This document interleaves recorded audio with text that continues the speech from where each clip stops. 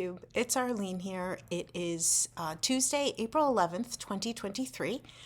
Glad to be back here making a video. I'll be perfectly honest, this is about the fifth time I've started. Just started, not like and each time is something stupid or something that comes out of my mouth. I'm going with it this time. My last video was right after Nashville, which about 4 or so weeks ago, and I'm just going to jump right into stuff here. Related to Nashville, all of my Nashville releases are now in my Etsy store. Pause. If you're new here, welcome. If you're returning, thank you for coming back. For those who are new, I am a designer. I'm under the name Works by ABC, and I was exhibiting at Nashville Needlework Market at the beginning of March. So at that time, only the stores that were attending there were able to purchase my new designs for the first 4 weeks or so. A lot of designers do that. It's one of the incentives that store owners have to going to market is to getting things that maybe are just not available anywhere else for some weeks. But some weeks have passed at this point. So these are all available in my Etsy store right now. And I'll link below. All my patterns, not just these, come in 2 formats, paper copy or PDF. And those are separate listings on my Etsy store. I just the other day had somebody message me about, do you have the PDF of this? And I did. I just needed to point her to the correct listing because she had only found the paper copy, which is fine. So in my store available now is exquisite lace, 7-fold, nesting dolls, spring biscornu stack, and then something I don't have up here. I had in my mind, I know I have the patterns I showed in the last video. I'm pretty sure we're still sitting up there, and they were. So what is not sitting up here for whatever reason is my tea time contribution. Anyway, the point is all of those new designs that you've seen in the last videos are now available in my Etsy store if you are so interested in purchasing them. So as is really the case of my stitching world in these last few years, it's hard. I want to show you what I'm currently stitching on, and it's hard not to, but really most of my stitching is models these days, and I don't want to show until it's ready to be shared. Now, there's been a few exceptions to that I've shared along the way, Instagram and even on videos, and then came out with it, but literally like only 2 or 3 that I can think of. So sometimes I'm like, well, what can I do a video about? But then a couple things popped up, and I thought, you know what, today, let's just do it. First thing that popped up is about Woodlawn. The Woodlawn Needlework exhibition happens every year in March. Exactly what happened it already started 2020, 2021, okay, let's just focus on this year. It happened as it typically has done, certainly before the pandemic. It was the 60th year. So they made a big push to make sure it was a great show. Woodlawn is outside of Washington, D.C. It's a few miles away from Mount Vernon. Mount Vernon is the home of George and Martha Washington, and its location is because the original owner of it was the granddaughter of Martha married the grandnephew of George. They were not biologically related. That makes a difference. Anyway, as a wedding gift, they were given the land where they built their home, and that land was basically, they hacked off part of the Mount Vernon land and made it for Woodlawn. There is a whole background story that I only partially know about needleworkers that came together 60 years ago and put on a show, and there have been years I've been able to go to it in person. That's been a few years at this point, but ever since I first learned about it, I have sent pieces in. What I love about this show is they do accept mailed-in entries. It goes on for the entire month of March, so you mail your stuff in like mid-February, even like earlier, and then it comes back to you beginning of April, and that's what came back to me last week. So I entered this year my blackwork biscornu, here's the tag, that this is not a brand new design. I'm trying to remember. I want to say it came out at one of the expos, the virtual shows, I think. Doesn't matter. Excuse me. Blackwork Biscornu, the stitching on the top and the bottom. And I thought I would send this off. I wanted to participate in Woodlawn, but two things. Number one, I needed to share something that I would not have with me in person at Nashville because of the timing. So it's not like I can or probably ever will send some of the designs that I created that I absolutely love, because I'll want to have them in person in Nashville. So I knew that. I also, frankly, just for logistics sake, wanted something that was small and easy to mail. And so I thought, this is perfect. So it was very exciting to discover that I won a blue ribbon for it. As it was the last time I was there, and in the few pictures that I've seen, the way they lay out the show is all over the place. They prop pieces against pieces of furniture. They hang from the walls, respecting the historic nature of the home. But the one thing that, at least at that last time I was there, that I miss, it's not like they have all the blackwork pieces together to be able to see what else was in that category. And sometimes when I've been there before, you can find certain things. So anyway, 60th annual one, which is pretty cool. So this little guy is back. This one's also available, the pattern for it, if you are interested. Now, related to Woodlawn, and this is where things, I'm like, let me brainstorm a little bit about a video, because I was going to say not that long ago. I'm now looking at it was probably 2 months ago. This is the magazine of the Embroiderers Guild of America, EGA. I have for many, many years. I don't meet with a group in person. I've not taken advantage of a lot of the things that people in their EGA groups do, but I do love the magazine they produce. And so this is March 2023, so it probably arrived like in February or so. And I loved this Needlework at Mount Vernon. And I'll come back to that in a second, immediately followed by Nellie's This is from Woodlawn. So this is like right, and I'm sure the timing of this was made because of the needlework exhibition down there that they've had for so long. So this is an area that I was of interest for, especially for one particular reason. So there's lots of background information in here. Needlework at Mount Vernon is George and Martha Washington's home. Many first ladies were needle artists. Now, if you watch Rachel Needle and Flax, Linen, I'll link her below. She started doing a First Ladies series. There we go. And I watched it. I think she's only done 2 so far. And so she gives a whole lot of background information about the First Lady, the time, the type of stitching that happened at that time. I forget now whether they actually, I don't think they have any like samplers that Martha Washington did, but they do have needlework there of various kinds, including some things. Here's the embroidery on the front of this needle case is thought to be, parentheses, but not confirmed to be, stitched by Martha Washington. So that guy right there. Side note, if you're interested in First Ladies, there is actually a great series that was done, I mean, it's got to be 10 years ago at this point, on not CNN, C-SPAN, that you can still find online. And they went through every First Lady. I learned about this, I don't know, 3 or 4 years ago. There was some repeat going on a Saturday afternoon on C-SPAN or something that caught my eye. And it's like they interactive, like the moderator is talking to experts. They have call-in people. They have, she reads things from Twitter and Facebook. So if you're interested in learning about the First Ladies, I'll put a link for that. I better keep track of the things I'm saying I'll put a link for. All right, again, back off track. Aha! So the thing that made me put this copy of the magazine aside and say, I want to talk about that on a Flosstube video, is this picture of George Washington right there. Now, probably looks like a picture to you.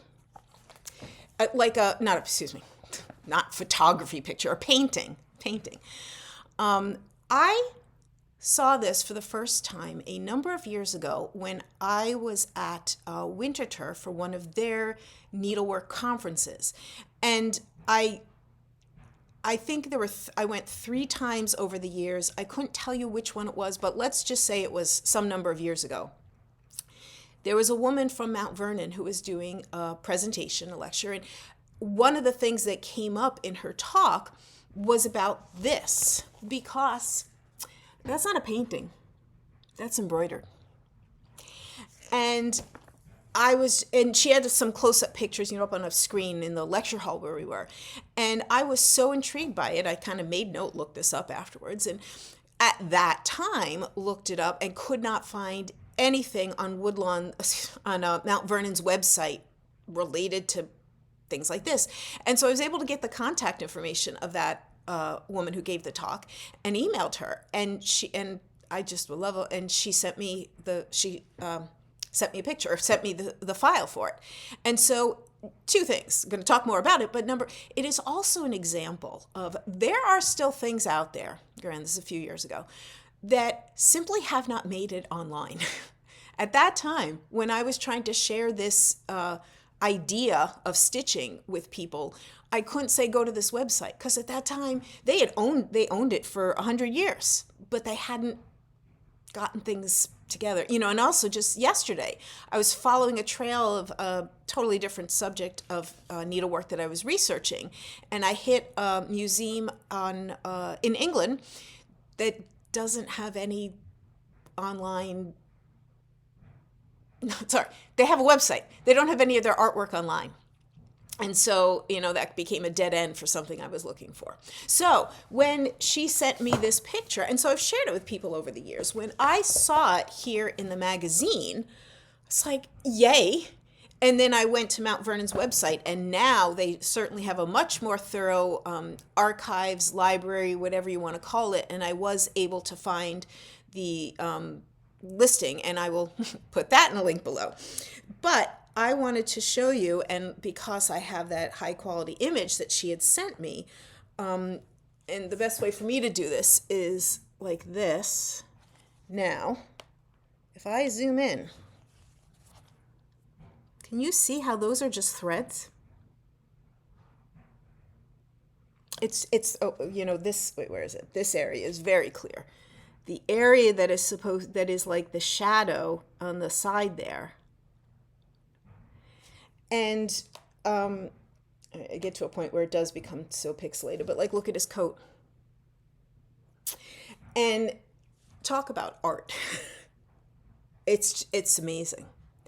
And so anyway, it's a needlework thing that I had encountered a number of years ago, one of those things that's in the back of my mind. And here it was.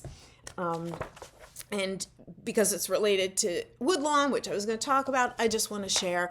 I want to say I'd love to learn how to, it's sort of like some of the, silk shading that people do, but there's something different about this. It's almost like, is it lithographs? Like the, way before photography, where there was a certain kind of printing that, not quite pixels. Is it pixels? Anyway, this is just amazing. It was stitched in 1797, Ellen Sharples, and I was doing some reading about her yesterday. It was given to Mount Vernon in 1902. So really interesting. Now, history related to historical things. A little purchase, find. Many years I have talked about a giant used book sale that I volunteer at that happens in March, and that happened a couple weeks ago. And as always, I'm in charge of the hobbies section. So I unpack lots and lots of boxes of books and I organize them. And they call it hobbies because it is everything from quilting and knitting and needlework to painting and drawing to crossword puzzles and everything in between. So it's a huge category, and I know it's appreciated the way I kind of sort it out. I'm always on the lookout for something interesting. I didn't really find anything this year in the hobbies boxes. I usually go over to decorative arts. I I'm not in charge of that, but I kind of look to see what's there because sometimes I find needlework things there, and I found a good one. So Betty Ring is an expert, amazing person within sampler world. She passed away some time ago. There was a big sale at Sotheby's for her samplers. Girl, her main, maybe she's well known or known for her books on girl. It's titled Girlhood Embroidery, and it's a 2-volume set, and it's a beautiful set of books. I don't own them. I keep hoping one day I'll find that set in a used bookstore. That would be my treasured find. But I feel like times I've gone to Google something related to Betty Ring, this image is what shows up, because I looked at it and I said, do I already own that? Because the front cover looked familiar, and I'm glad I said, you know what, even if I do own it, I'm going to bring it home. So a wonderful book by a true expert about samplers, obviously not as thorough or complete as her Girlhood Embroidery. Now, I meant to look this up. I'm assuming this one was, because it doesn't mention in the little, biography blurb, it doesn't mention the Girlhood Embroidery book. I'm assuming this book was done before that one. And this one is from 1987. 1987, some really high quality photographs. I don't usually find this in books from the 80s, I guess. So this was my recent purchase, so to speak. Go to used book sales, people. You never know what you're going to find. Where am I going now? Oh, so let me move into this. So like I said, because I don't have much stitching, I don't really show my current stitching when I'm doing Flosstube videos. I'm like, really? Those are the only little things I have? And then I went back to my blackwork biscornu, and I started to think about cross stitch is how I began. Basically in high school, you could go to my first Flosstube and hear my story there. Really have been stitching my whole life. But when I'm trying to think, I started to learn, post-college, still stitching, that there were other types of needlework out there. I mean, I think I knew needle point, basic tent stitch on a canvas kind of thing. But I guess, and you know what? I'm going to give some of that credit to Woodlawn, to being there, to having the little brochure about, if you're entering and seeing the categories and saying, what's that? What's that? Blackwork became something I was just really interested in. And then I was brainstorming to myself. I'm like, you know what? But there's other things that I'm interested in. And in one form or another have shared over my years here on Flosstube, but, people ebb and flow in terms of what they've seen, haven't seen. And so I decided to come up with a little series. And so this is the first episode sharing my needlework loves, and the topic is blackwork. I have at least three other topics that I can do for videos. If people like this idea, then wonderful. So a little bit of background about blackwork. So like everything else, I've got books about blackwork. Give me 1 second to turn to the page. Okay. That is Elizabeth I. And that is blackwork on that painting. And so for those who know any history of blackwork, they might be thinking about portraits like from this time period. But if this is the first time you've ever seen something like that, let me give you a little background. And blackwork, like so many other things, you can't 100% confirm, because I'm reading one thing in this book, and this book has something that's the story that's kind of similar, but has more details that kind of conflict with one of the details that's in this book, and you get the idea. The story goes that Catherine of Aragon, when she was sent to marry Henry VIII, she was the first wife. She came from Spain. And supposedly she brought over to England a style of stitching that was known in her area. So sometimes it's called Spanish work because of that. And so that's why during time period of the 1500s and so is when blackwork started to show up. Now, enough of these books say, that's really a story, because blackwork can be found in paintings, I guess, before Catherine of Aragon in England. What is it? It's basically, if you have no idea what blackwork is, if you have ever done back stitching on your cross stitch, that's blackwork. I mean, what you're doing, those straight lines, those running stitches, that's what you do when you're stitching blackwork. And there are, I'm going to say, kind of two types of blackwork. This is coming from me. You're not finding this in any book. One is the type that I have done, that I have loved, that I have stitched and designed with. And that, well, that's not the picture. I should have put sticky notes. Well, something like this. I mean, it's not, where you have shapes and you're filling in the shapes with a repeated pattern of some kind. And different patterns will give you different looks, but it's all straight stitches. And so if you were to look at, here we go. If you were to look at Stitch Guide, you can see all different types. Here, wait, let me go back to that picture of the different stitches. Now, one thing, this is the book from the Royal School of Needlework, by the way. So like here's a layout, I think, of all the stitches that this book shows.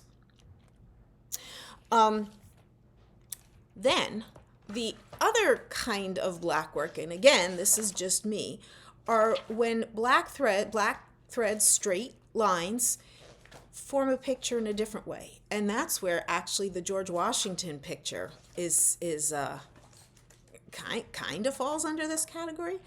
What happened? Again, should have done sticky notes. Oh, here we go. So like this, which is blackwork. There are, like, to do here's I guess is a sketch, and it has been stitched to get the image. I have one little thing that's like this that's going on, and that's one thing I didn't take out. That's okay. This, to me, takes a lot more skill than the more geometric kind, but I love geometry, and that's really the kind that I've always done. Silly me, I could be showing you an actual example. So you can see, yep, there are different patterns in different areas of this. And even the back is a lot just, geometric designs. I love this stuff. The artistic look, even on the front cover, I guess it would be something I would need to do a lot more of to feel good about it in terms of my ability, but appreciating when I find it. So there's a whole historical piece to blackwork that is a number of hundreds of years old, centuries old, and it obviously has evolved over the years. Another one of the stories that sort of is mentioned in most of these books that may or may not be 100% accurate is it was also used, this is from paintings, lace, which is another one of my loves, was only in certain times, in certain places, only the royalty could have lace. So something like blackwork on sleeves and cuffs, while clearly not lace, has a lacy look to it, certainly is showing your standing in the community because you have been able to pay somebody to decorate in a very detailed way. And that takes money and time. So you've paid somebody to do that. And so that is also a status symbol, at least at that time period. Now, the problem with that story is if it was only for the people who were like a step below royalty, why is Elizabeth I shown and Henry VIII? And so, again, like anything in history, you have some different pieces. So I was trying to think, when did I first see this? What did I first see? How did I first learn? And I couldn't come up with that answer. But I did take out some pieces of blackwork to show you guys. So I'm going to start with things that I have done before I was a designer. And so this is my best guess. There must have been something small before this, because this, I was going to say, is my first blackwork, which, this is like making a Haid your first, your first cross stitch. That's a little excessive. Okay. But I think I saw this at my L&S, you're seeing the ring light. This is before I was doing good glass, really non-reflective glass on framing. it's a chessboard. And I just loved, every square was different. And I wanted to stitch it. It is stitched basically with sort of a thicker thread, and then a very, very fine black thread and a very, very fine gold thread. And so I didn't take out the booklet. That's okay. There is a designer, Leon Conrad. I know for a period of time his designs were out of print, hard to get, one of those crazy monies on eBay kind of thing. He has started reprinting them. He has an Etsy store. I just looked this up. So if you like this, you can actually go buy a copy of the pattern without a problem. I was so intrigued with this, and I wanted to take it a step further. And I know I've shown this on Flosstubes before, but maybe some people haven't seen it. I made chess pieces to go with it. So that was a pattern that somebody else created, but I had this idea, wouldn't it be cool if I could play chess? So I took the, can I hold this up again? If you look at the border, I stitched that border in these tiny little, I made basically rings of thread. And I created chess pieces out of little wood things that I found at like Michael's. So like seriously, this little, where am I? 1, 2, 3, 4 little pieces of wood glued together. Now at that time, I can remember there were like all these little wood things like this. I don't think that extent of wood things is available at Michael's now, but I don't know. So like this is the queen, the knight, and I'm bishop. Oh God, no. Rook. I forget the names. This is bad. So I made them in black and gold. Hold on. I also found in a random, this little box, like at TJ Maxx or Marshall's at the time. I'm like, this is perfect. So I actually like made these little holders so it all fits. So like here is the king of the gold side. I think I tried doing the reverse stitching, black where it was gold before, gold where it was black before, and it didn't look good. So they all have this same band around them. And I love that I created my own chess set from it. I don't really play chess. I mean, I know the rules. Did I think this was going to launch me into some sort of chess hobby? No, but I was intrigued. And I think I talked about this just a few episodes back, that maybe someday I will complete all the squares needed for a bobbin lace chessboard. We'll see about that.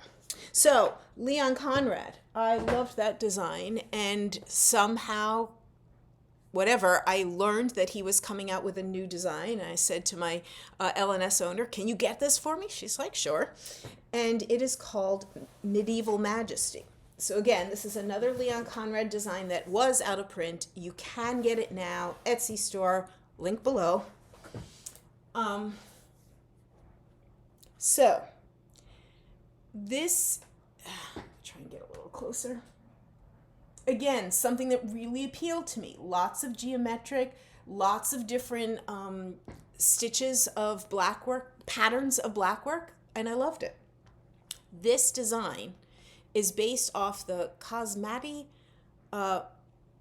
floor at Westminster Abbey. Pretty sure it's there. If you Google pictures of Will and Kate's wedding from 2011, when they're at the altar, you will see this floor.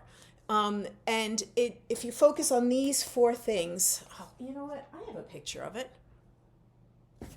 Which I should have gotten out. Let me see if it's exactly where I think it should be. It's exactly where I thought it should be. So sometime whenever, years ago, a friend was going to England, and I told her about this. I said, if you can get me a postcard, check it out. So it's a postcard. So this is the floor at Westminster Abbey. This is Leon Conrad's Medieval Majesty. And I'll turn the postcard. Did I turn it right? So if you focus on these 4 circles here, and I'm trying to get them, there we go. You see what inspired him. I think that is also like the location where the coronations happen. So if I've got that right, like maybe the coronation chair sits on this. I don't, anyway. Cosmetic Pavement at Westminster Abbey, Medieval Majesty from Leon Conrad. And I loved that. And I remember when I finished that, like all ready to tackle his next new thing, and he never had another next new thing. He has other blackwork patterns, much smaller, out there that, I don't know, just never really appealed to me in terms of wanting to take them on as a new blackwork project. So, okay. And now I'm just looking around to see. There were a couple of other things that I've stitched blackwork wise, and I'm like, you know what? I already have enough to show. When I started designing, I thought, you know, cross stitch, I know this is I'm part of a cross stitch community. I love being part of this cross stitch community. People share their quilting and their knitting and their other things. I want to share my other types of needlework. And so when I started designing, I included the idea of blackwork as well. I also, in those for early years, had canvas work patterns, and we'll talk about that in another episode. So I have some of my own designs that I've created in blackwork, and I'm trying to, so the first one, sometimes I don't think small. The first one of my designs that there's an exception to this. How do I say this? The first one, blackwork design that I stitched, that I have in my possession, that is now a design in my store, was my gossamer lace piece. And I started charting this. And now, you guys know I love you, that I took this off the wall, because it's a pain to get back on the wall with the hooks that it has. But I wanted to be complete in what I was showing today. So, gossamer lace, I charted out the cross-stitch version of this, which is available. And then I can't even tell you exactly what got me thinking about it, but I thought I wanted to chart it out as a blackwork. And then this was a version I really wanted to stitch. So an important thing I haven't even said yet, blackwork does not have to be black thread on white fabric. It often is. I think just about every example I've shown you so far, books or not, is black thread. But you can see, here's the cover of that book. Colored thread is there, or is out there. Colored fabric, white thread. Really, it could be anything. So and this was one of those things where I said to myself, this is a big chart. Am I really stitching this whole thing? I'm like, I will start stitching it. I'll see how much I get. If I'm not into it, I'll cut it down or whatever. I did the whole thing. So this was the first, and so this design, actually, did I send this to Woodlawn? I know this has been it's been in Tennessee for Nashville. It has been obviously in New Jersey for shows. It's been at StitchCon in 2019. Where else is it? It traveled, the A&G exhibit, which I'd have to look up to see where that, because that changes every year. This was the first piece that I entered in the A&G exhibit in the professional category. But, you know, because I started selling designs, I was now, by their definition, a professional. And so I remember being so thrilled that, you know, you're in competition with some very well-established designers. And did this get a first place? It might have. So, let me put this down there. Other black... We don't want things to fall over too much, especially these two big pieces. In addition, there we go. Don't move. That is one of my lace pieces that I did in blackwork. There's another one that I have both. I have a pattern available in both cross stitch and blackwork, and I just wanted to stitch the blackwork. And so this one is called pomegranate lace. And, you know, I think it was sort of like a follow-up to the gossamer one. I can't really tell you exactly what went through my mind of why I wanted to do this as a blackwork piece. I have not changed any of my lace pieces that have come out since. This was 2019. I haven't done this two thing. Okay, now I keep thinking about things that I haven't even included here. So for example, the tea time pattern that I just put out, I put out a cross stitch and a blackwork, but they weren't the same pattern. But I have a Hanukkah design of a menorah. The basic shape size of menorah is exactly the same, and one of them is filled with, I think, blackwork, and the other is cross stitch. basically I have something that's similar to that. But in general, it was these two pieces that I did one of these lace designs that I translated and then stitched into a blackwork design.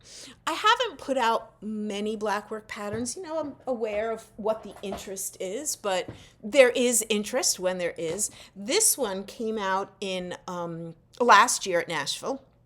Called it Tiles of Seville, very purposely saying, hey, blackwork does not need to be with black threads. And it is based off of a pavement or architectural detail in somewhere in Seville, because that's why I named it that. So I love doing blackwork things. Preparation for this today, I'm like, I wonder if I should kind of put another blackwork design in my list of ideas to get to at some point, and I will, because I do enjoy stitching on them. Now, have I shown you everything that I've pulled out around here? So this was my little sharing about blackwork. I think it's really cool to learn new things, to try out something. I have a number of times where I've tried out a new type of needlework, and I'm glad I did a little project or even half of a little project, and I move on because I discover it wasn't something I liked. And when it came to blackwork, however it was that I started, I was like, there's something appealing to me. Now, one of the things I learned when I started doing Flosstube videos is that there are stitchers that don't like backstitching. Like, I had no concept that there were people who were like that, which is fine. That's you. I have heard, so I know that makes some people say, I will never do blackwork because that's just like backstitching and I don't like backstitching. Fine. But I have heard people say that they don't like backstitching, but there's something appealing about a little geometric, blackwork design. So just keep that thought in mind. Again, because it has this long history that, what did I do with this? Oh, just to clarify, I do have a couple of other designs blackwork designs in my Etsy store that I've designed. One of them, which was why I was making some weird noises about stitching, not stitching, a design I stitched for a friend many, many years ago. And in my early years of doing Works by ABC, thought, let me do that one. And she could send me a picture and I could put it together because I've already stitched it. I just don't have it in my possession. And so the pattern is out there. It's quilt squares based on it's blackwork quilt squares. Long story short, I do not have a picture of my original. So it's one of those computer generated pictures on my website because that's all I can do. It is something that I did stitch some time ago. I was going to share with you all this little bit about blackwork that I put somewhere. Okay. Blackwork embroidery is a type of counted thread embroidery that has been practiced for centuries. It is believed to have originated in the Islamic world, whereas known as Spanish work due to its popularity in Spain during the 15th and 16th centuries. Blackwork embroidery was introduced to Europe in the late 15th century and quickly gained popularity as a decorative embellishment on clothing and household items. In the Tudor era, England, 1485, 1603, blackwork embroidery became especially fashionable, and it was used to adorn the clothing of the wealthy and the nobility. So there's something appealing to me with something that has that kind of history. That reminded me, a number of years ago, I was teaching students blackwork as a tangential part of their whole unit about the rise of Islamic times and the culture during the 1400s, 1300s, I forget the exact time period. And it was just fun to see how many kids got really into stitching these little bookmark things we were doing. So blackwork has been a part of my stitching life, not since the very, very beginning, but for many years now. I have loved the full range of big and small. I think when I decided to do this, it was the idea of a small little something. And if you're not into biscornus, you could stitch one little, you can stitch, let's just say, that motif and, put it on a card to send to somebody or make it into a scissor fob. There we go. So I'm glad, if you're here this long, I hope you've had some interest in blackwork. And like I said, I have this idea this is a series of 3 others that I will do. the last thing to share with you is a book recommendation, which I don't often do. But this one, I don't know how else to say it, just so grabbed me. A few weeks ago, got a notification from the library that a book that I had on hold was ready for me to pick up. I had zero memory of putting it on hold, but I had this vague feeling that it was like one of those new books that either hadn't yet been received by the library, or there was a list of 30 people waiting for it. And anyway, but the title of it, The Creative Act, I was like, all right, that sounds like something I'd put my name on a list for. And I got it. Now, I don't think I've racked my brain. I don't think I've ever had the experience with a book that I did with this. I started reading it. So, The Creative Act, A Way of Being by Rick Rubin. I have learned it's like on the New York Times bestseller list. I did not realize that. Certainly, whenever I requested it, and even when I was for the first week or so that I was reading it, I started reading, and you could see sticky notes. And the sort of this opening thing. Nothing in this book is known to be true. It's a reflection on what I've noticed, not facts so much as thoughts. Some ideas may resonate, others may not. A few may awaken an inner knowing you forgot you had. Use what's helpful, let go of the rest. There's more to it, but I was like, I like that. For any kind of book, when you're doing research on a concrete historical topic, when you're reading, some sort of self-help book or something like that, use what's helpful, let go of the rest. So got me right there. And then the first, you don't call them chapters, and you call them essays, I don't even know, starts out with everyone is a creator. Second or third paragraph, it says, creativity is not a rare ability. It is not difficult to access. Creativity is a fundamental aspect of being human. Yes. Creativity doesn't exclusively relate to making art. We all engage in this act on a daily basis. To create is to bring something into existence that wasn't there before. It could be a conversation, the solution to a problem, a note to a friend, the rearrangement of furniture, a new route home to avoid a traffic jam. What you make doesn't have to be witnessed, recorded, sold, or encased in glass for it to be a work of art. Though through the ordinary state of being, we are already creators in the most profound way, creating our experience of reality and composing the world we perceive. And a couple other things. Right from this first section, I was like, I want to write that down. And then it became too much that I wanted to write down. And then I started reading. And when I got, I don't know, maybe 20 pages in, I thought to myself, I want to be marking some of these. Now, I grew up as a library kid. I never mark books, even when the books are like mine. Even when I was in college, I had such a hard time with the idea of like highlighting, even though I'd bought books. It's just never done. But this is what I've never felt before about a book. I said, I need to buy my own copy of this, which I very rarely do, so that I can mark it. And so I did. So you can see the little sticky notes for, I don't know, maybe about a third, not quite halfway through, for anything that just sticks with me. Sometimes it's just a sentence, sometimes it's a paragraph, some of the things that I want to go back to at some point.